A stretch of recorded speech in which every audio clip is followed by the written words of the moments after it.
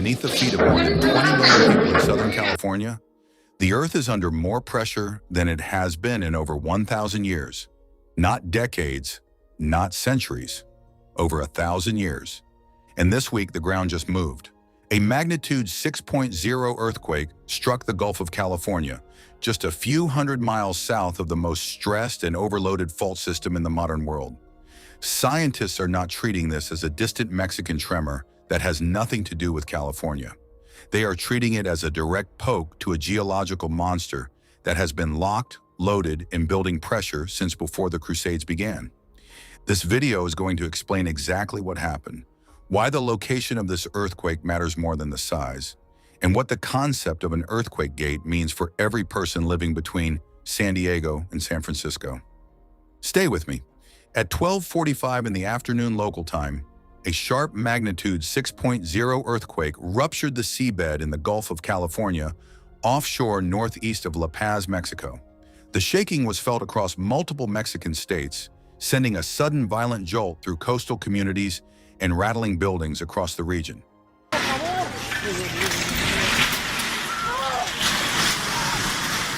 Residents poured into the streets.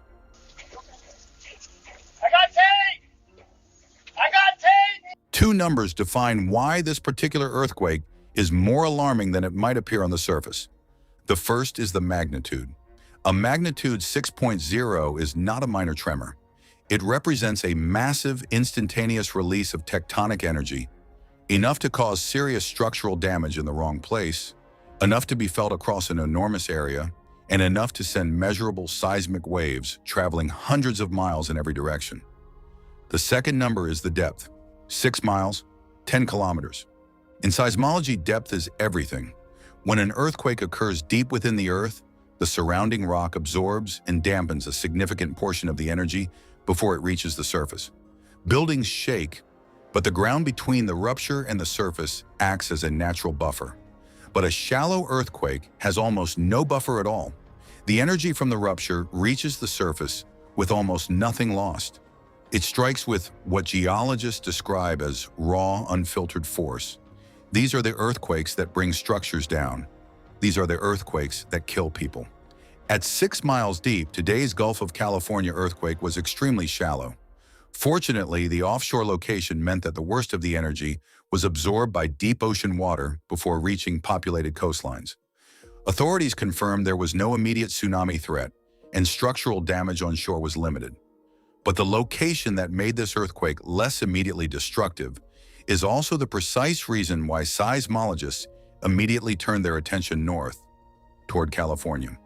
Because this earthquake did not happen on some unrelated, isolated fault system in Mexico.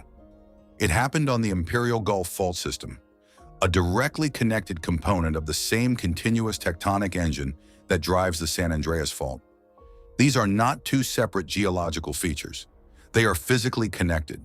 They are part of the same enormous plate boundary, the same system, the same machine. To understand why that matters, it helps to understand what that machine actually is. The San Andreas Fault looks on a standard map like a single line cutting through California and then stopping neatly at the Mexican border. That picture is misleading. Geology does not respect international borders. The San Andreas does not end at Mexico. It evolves. What we are actually looking at is an 800-mile-long boundary between two of the largest tectonic plates on Earth, the Pacific Plate and the North American Plate. The Pacific Plate is grinding northwest, while the North American Plate slides southeast. As this boundary moves south past the Imperial Valley and into Mexico, it enters the Gulf of California, and the mechanics change completely. In California, the two plates grind horizontally past each other. In the Gulf of California, they are actively pulling apart, a process called rifting. The ocean floor is literally ripping open. Magma is rising from deep within the Earth to fill the gap, and the entire seabed is a chaotic, ultra-active web of underwater basins and transform faults that snap and rupture constantly. This means that every significant earthquake in the Gulf of California is not an isolated Mexican event. It is a direct movement in the same continuous system that includes the San Andreas Fault. When the Gulf shifts, energy travels north, up what seismologists informally describe as the pipeline, directly affecting the stress state of fault systems in California. Today's magnitude 6.0 did exactly that, and it did it at the worst possible moment. A team of geologists recently published a landmark analysis of tectonic stress levels across Southern California.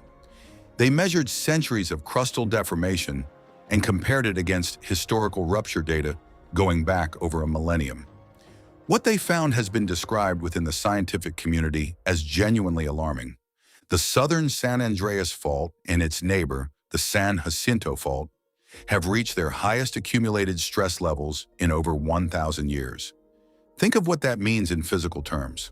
For more than 10 centuries, the Pacific Plate has been pushing relentlessly against the locked segments of the San Andreas and San Jacinto fault systems. The rocks along those fault zones have held.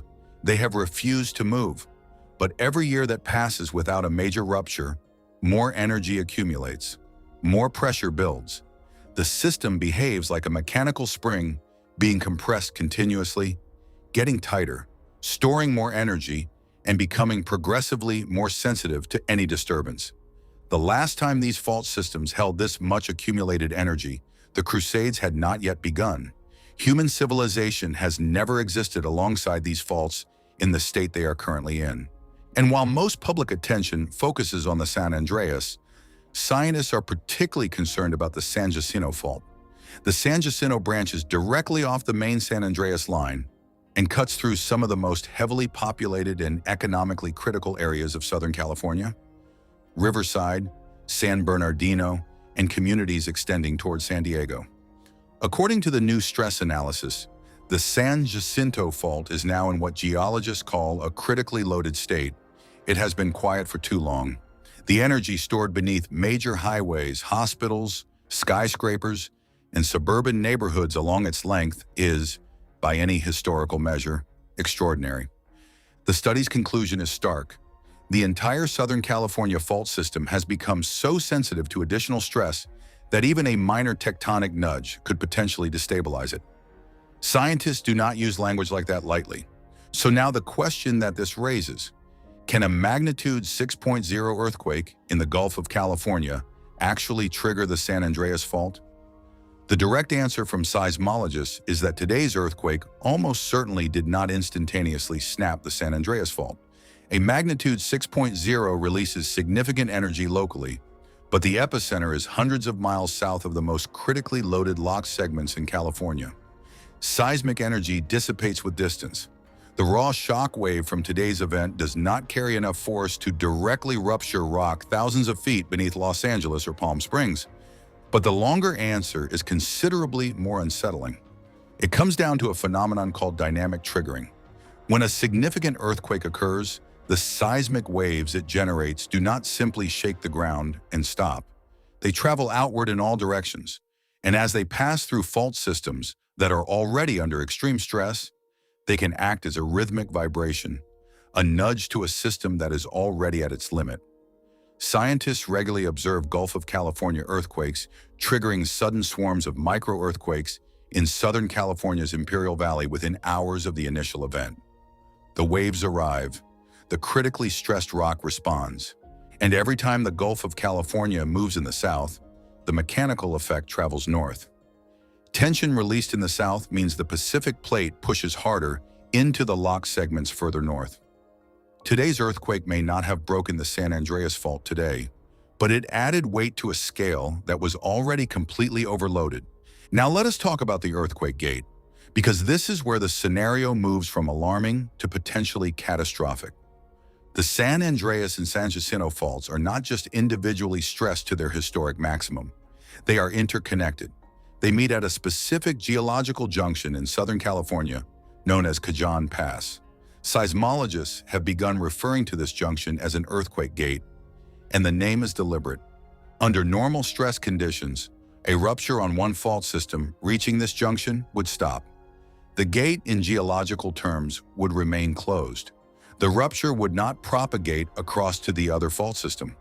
But the stress models now show that with both the San Andreas and the San Jacinto simultaneously at critically loaded states, the gate is effectively open.